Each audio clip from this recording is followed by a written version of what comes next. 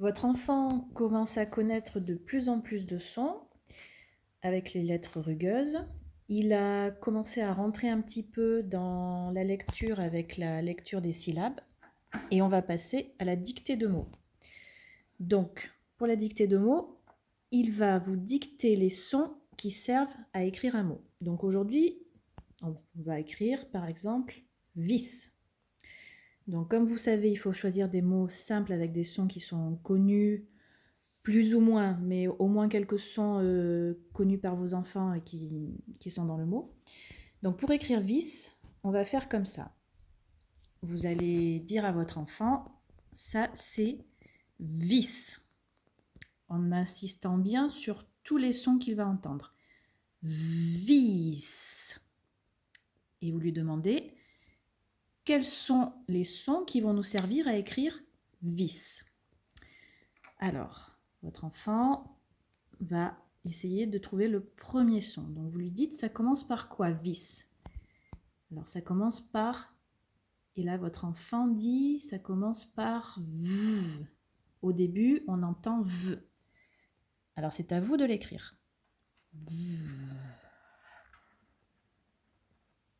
D'accord. Et après, qu'est-ce qu'on entend dans vis? Qu'est-ce qui vient après v?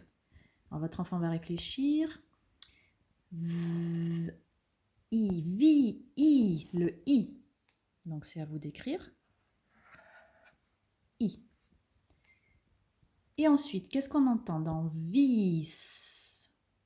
Là, votre enfant réfléchit. Vous le laissez faire. Il faut le laisser réfléchir tout seul. Et il va sûrement vous dire, on entend vis, on entend s. Et vous l'écrivez.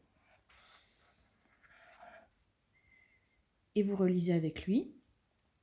Vis, vis. Voilà. Donc ça, à faire toujours dans le même esprit, on le fait 5 minutes, pas plus par jour.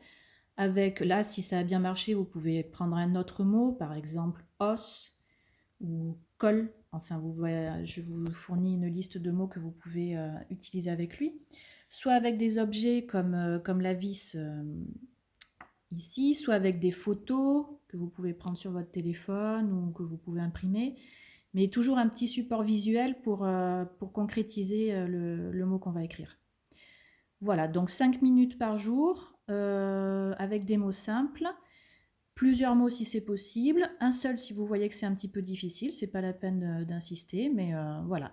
Et toujours le même principe, c'est l'enfant se concentre sur une tâche, c'est celle de trouver les sons. Et c'est vous qui écrivez parce que c'est déjà bien compliqué de décomposer le mot en plusieurs sons. Voilà, bon courage!